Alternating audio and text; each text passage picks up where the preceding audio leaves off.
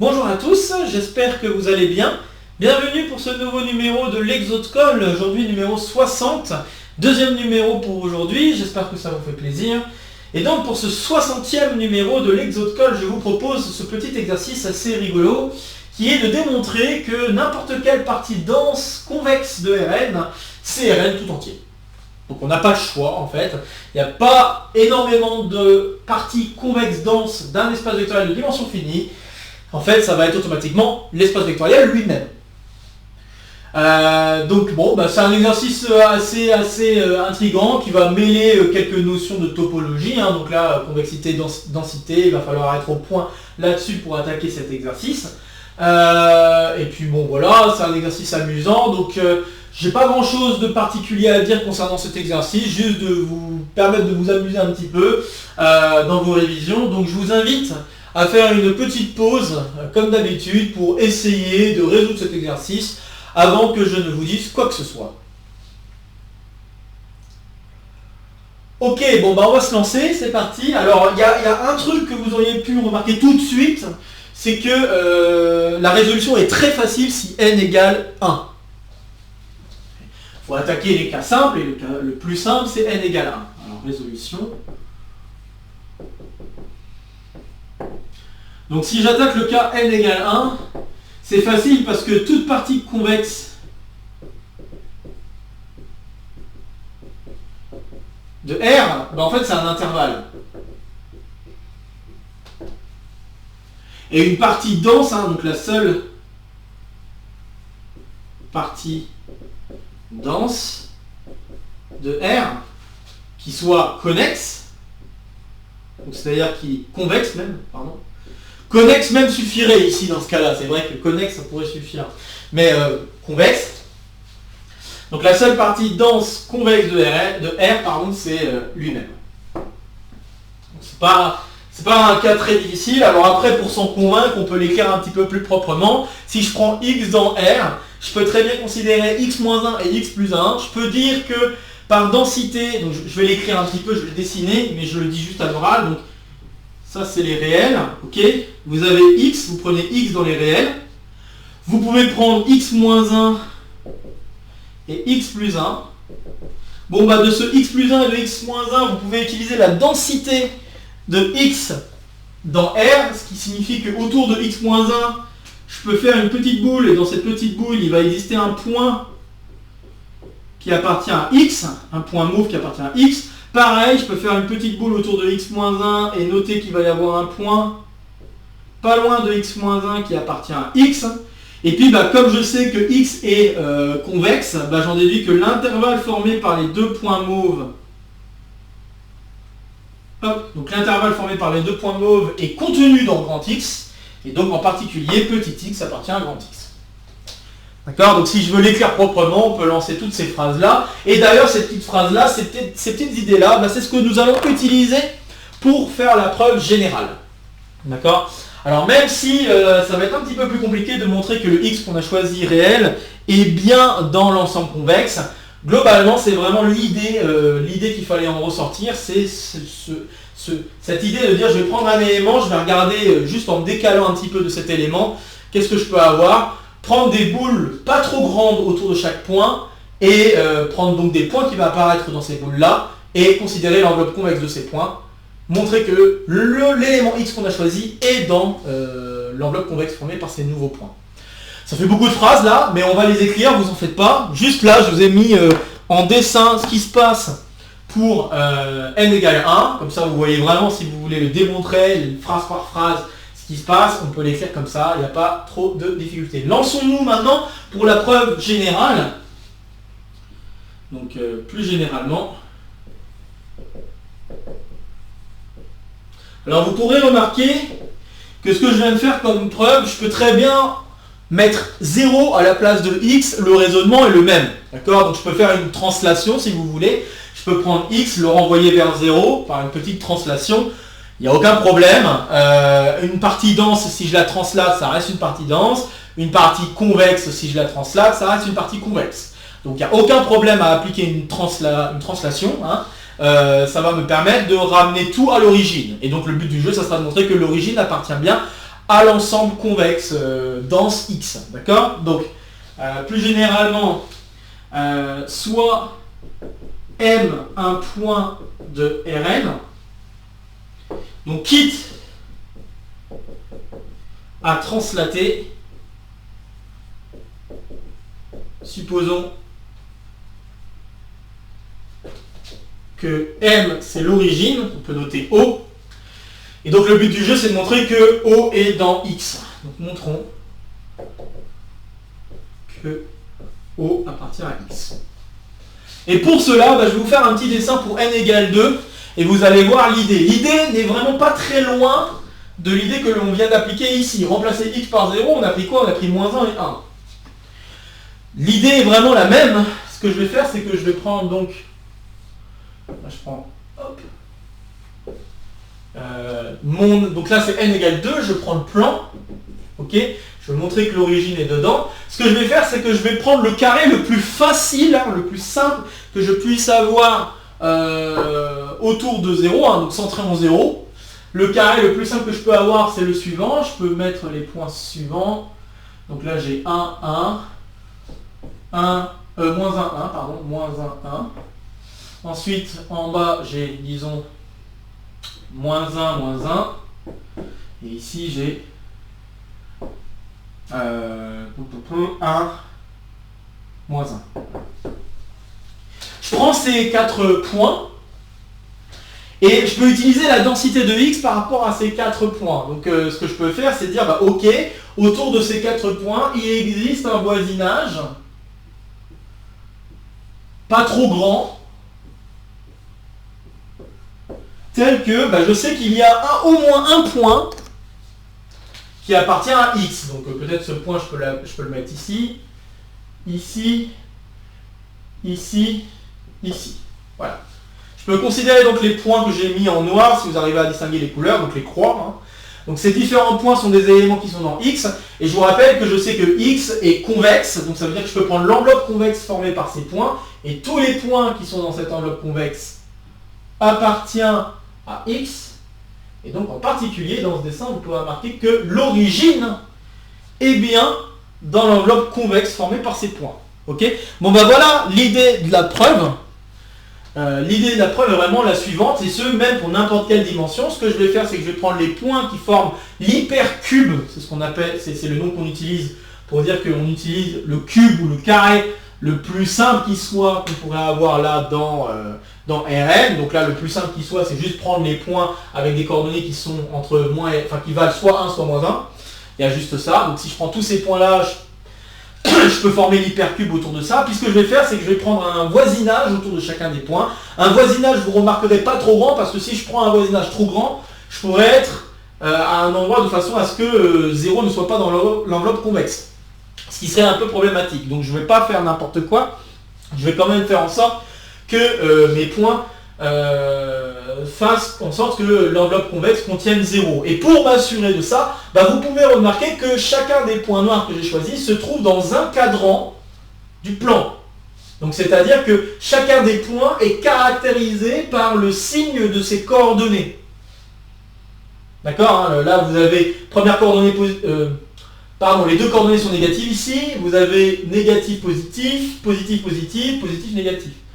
Donc ça va être important, et donc je veux essayer de préserver ça. Et donc pour préserver ça, il faut que je prenne un voisinage plus petit que 1 strictement. Je peux choisir n'importe quoi, un demi, un quart, peu importe. Mais le truc, c'est qu'il faut que je prenne un voisinage pas trop grand, de façon à ce que chacun des points que je vais choisir ici, noir, soit bien caractérisé par le signe de ses coordonnées. Essentiellement, c'est ça que je veux faire. Ok? Donc je vais l'écrire maintenant. Donc notons, donc pour epsilon 1, epsilon n appartenant plus ou moins 1. Donc notons, on va donner quelques notations. Notons P epsilon 1, epsilon n, le point correspondant à donc epsilon 1, epsilon n. Donc là, je ne dis pas grand chose en disant ça, c'est juste que je veux donner une notation au point qui sont vraiment 1, 1, 1, moins 1, etc. Je donne juste une notation, la notation c'est la suivante.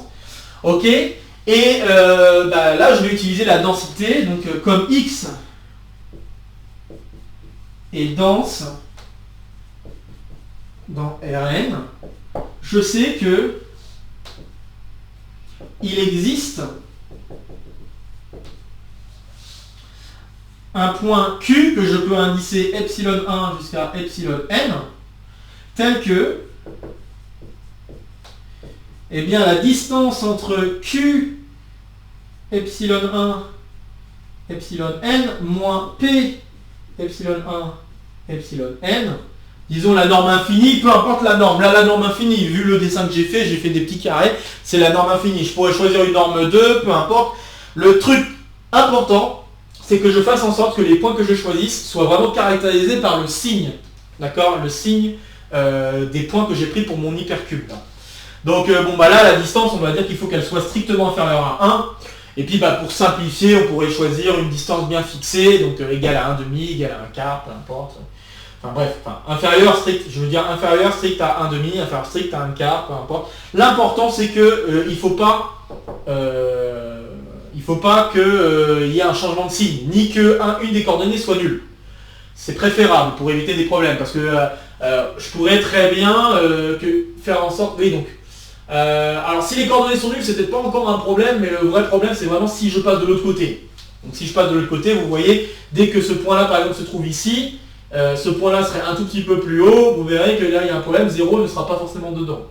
Donc là, vous voyez quand même que le truc important, c'est de s'assurer que chacun des points soit bien caractérisé par le signe de ces coordonnées. Ok, très bien. Donc pour simplifier, je vais noter, donc là je viens de le donner, je viens de noter, Q epsilon 1, epsilon n, le point qu'on a choisi là-dedans, un point qu'on a choisi là-dedans, tel que la distance elle soit respectée, d'accord? Donc x de 1, et ce que je vais faire, donc je vais peut-être pas mettre epsilon tout de suite, je vais mettre epsilon après. Ok, donc notons Q epsilon 1, epsilon 1, n, un point de x satisfaisant l'inégalité ci-dessus.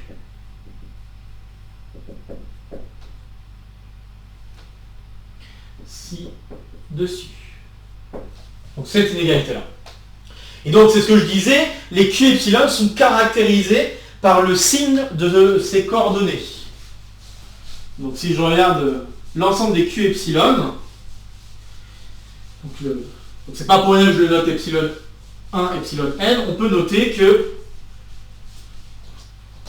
donc, notons que, donc c'est pour ça que je ne veux pas mettre 0 en fait, je veux faire en sorte que ces points soient caractérisés vraiment par le signe. S'il y a 0, il y a un problème, je peux avoir un truc positif comme négatif, c'est pas tout à fait caractérisé par le signe des epsilon. Donc c'est vraiment pour ça que je mets une norme infinie plus petite stricte à 1. Encore une fois, je pourrais choisir un truc plus petit, ça marche, d'accord? Mais pas un truc plus grand, sinon ça peut commencer à causer des problèmes. Donc notons que Q epsilon 1, epsilon n se caractérise par le signe de ces coordonnées, qui sont celles données par les epsilon k. D'accord? Donc ce point-là a bien les mêmes signes en abscisse et en ordonnée que le point 1, moins 1, pardon. Et ainsi de suite. D'accord? Donc chacun des points est caractérisé par les signes donnés par ces epsilon. Très bien. Alors maintenant, ce qu'on va faire, c'est qu'on va faire une preuve par récurrence. On va montrer par récurrence que si j'ai un ensemble de points caractérisés par justement cette histoire de signes, d'accord? Eh bien, cet ensemble de points donne une enveloppe convexe dans lequel 0 est dedans. Donc dans lequel l'origine est dedans. Ok, je vais faire ça. Donc montrons par récurrence. Montrons par récurrence que l'enveloppe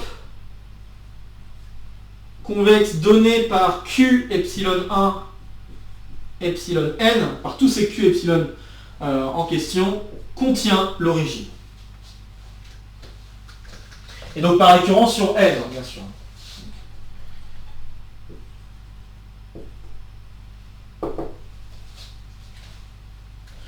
Bien, alors comment je vais démontrer la chose? Bon, alors il est clair que pour n égale 1, c'est évident.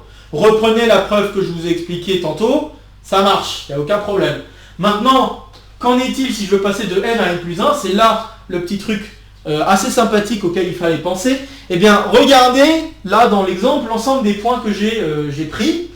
Ce que je peux faire, c'est que je peux me ramener à descendre d'une dimension en faisant en sorte que la dernière coordonnée, donc les points que je vais considérer à partir de ces points dessinés, me permettent de descendre d'une dimension. Donc le but, c'est d'essayer de descendre d'une dimension de façon à ce que les points que je choisisse vérifient encore une fois les conditions que je veux. Si vous regardez donc de plus près l'ensemble des points que j'ai considérés, vous pouvez définir pas le milieu, mais un élément de ce segment de façon à ce que, donc là je vais l'appeler R, de façon à ce que l'ordonnée soit nulle. D'accord, hein, c'est l'enveloppe convexe donnée par ces deux points-là, où seule la dernière coordonnée change de signe. D'accord? Et bien si je fais ça, quand je prends l'enveloppe convexe donnée par ces deux points, je me retrouve avec donc, le segment. Et dans ce segment-là, comme je vais de -1 à 1, il y a forcément un moment où je passe par 0. Et c'est assez simple de s'en rendre compte, ça. Il y a forcément un moment où je passe par 0. Donc le moment où je passe par 0, c'est en fait exactement... pas tout à fait exactement, mais c'est quelque chose qui se reflète. C'est pas tout à fait au milieu non plus, parce que comme vous pouvez remarquer, les points ne sont pas tout à fait au milieu, mais bref, je peux assurer qu'il y a un point qui va me permettre de changer de signe. Et ce point, je peux vraiment le calculer. Il n'y a pas de problème. Donc là, je vais avoir un point qui permet de changer de signe, qui permet d'arriver à 0, très bien, pour l'ordonnée. Et je peux faire la même chose pour l'autre couple de points ici, avec encore une fois l'ordonnée qui change. Donc je peux poser ici R1. Bon là vous remarquez que là je suis descendu d'une dimension, l'ensemble des points que j'ai là, c'est des points qui sont dans R, hein. Je peux dire que là j'ai des points, un point qui est pas loin de -1, un point qui est pas loin de 1. Ou alors je suis pas obligé de dire ça, je peux juste utiliser encore une fois l'hypothèse de récurrence, j'ai des points qui sont caractérisés par leur signe. Donc là ici c'est le signe de l'abscisse, d'accord, -1 et 1, et par conséquent 0 est dedans par hypothèse de récurrence. Et là, ça se voit bien sur le dessin. D'accord? Bon, je vais exactement faire comme ça. La preuve va fonctionner exactement comme je viens de le faire. Ok, donc pour n égale 1, c'est évident. Je ne le refais pas, je l'ai déjà fait en fait, pour ainsi dire. Je l'ai déjà fait, c'est assez évident. Puis même, pour le cas vraiment général, prenez un point dans les négatifs stricts, un point dans les positifs stricts, il y a forcément 0 dedans. C'est un intervalle, vous avez l'intervalle à l'intérieur. Donc ça marche. Très bien. Donc pour n égale 1, c'est évident. Ok, bon après blabla habituel, l'hérédité. Bon, je le dis juste à l'oral. Supposons que... alors fixons un entier n, supposons que pour n c'est vrai, montrons que pour n plus 1 c'est vrai aussi. Ok, très bien. Alors, qu'est-ce que je vais faire? Comme je l'ai dit, je vais considérer, donc considérons... Donc là, ça veut dire que mes points, je ne vais plus les noter Q, enfin, je vais les noter Q pour n plus 1 cette fois-ci. Hein. Donc notons nos points. Les points Q epsilon 1 jusqu'à epsilon n plus 1. D'accord? Donc là, on est dans Rn plus 1. Et donc je vais faire ça de manière intelligente, comme j'ai dit, je vais dire, je vais prendre soit R, donc, alors je ne vais pas faire n'importe comment, parce qu'il faut que j'explique pourquoi ce R existe, donc je vais dire, prenons, donc en considérant, en fixant epsilon 1 jusqu'à epsilon n, des éléments qui vont être soit égal à 1, soit égal à -1, donc je fixe un n duplé. Et ce que je peux faire, c'est regarder qu'est-ce qu'il en est du point Q1 jusqu'à -1. Donc si je regarde le point, donc, en fixant ça, bon, je vais dire ça directement, il existe un point, et même, j'ai envie de dire un unique point d'ailleurs, mais bon, je vais même mettre un unique. Donc il existe un unique point, R, epsilon 1, epsilon n, tel que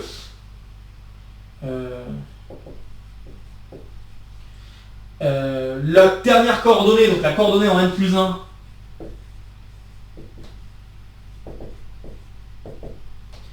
n plus 1 est nul. Ça c'est la première chose. Et la deuxième chose, eh bien ce R peut s'écrire comme barycentre de Q epsilon 1 epsilon n 1 et de Q epsilon 1 epsilon n moins 1. Alors pour l'écrire en tant que barycentre, je vais carrément écrire ça. Il existe un T compris entre 0 et 1. Alors d'ailleurs, 0 et 1 ouvert. Pourquoi? Parce que je sais que le signe de la dernière composante est strictement positif ou strictement négatif suivant quelle valeur de Q je considère.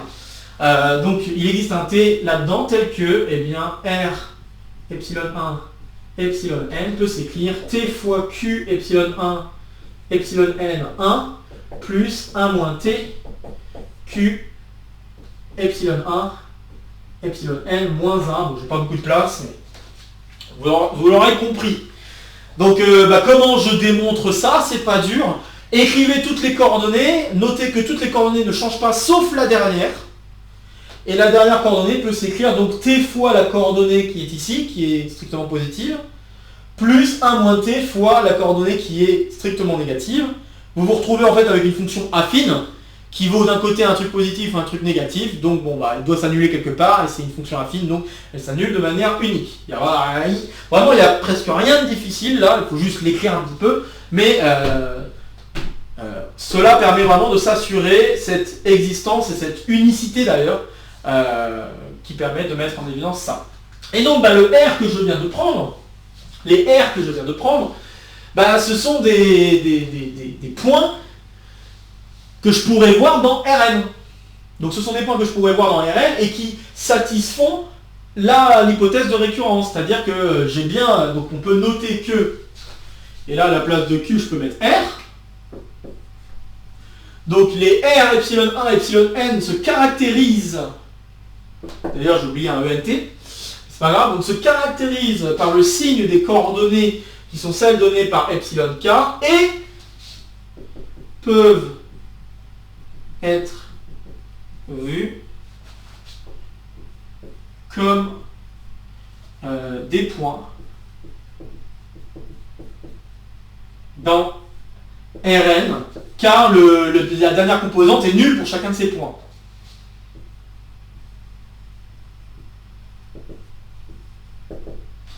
N plus 1 est égal à 0. D'accord? Donc voilà, j'ai ça. Bon super, maintenant je peux appliquer l'hypothèse de récurrence. Donc par hypothèse de récurrence,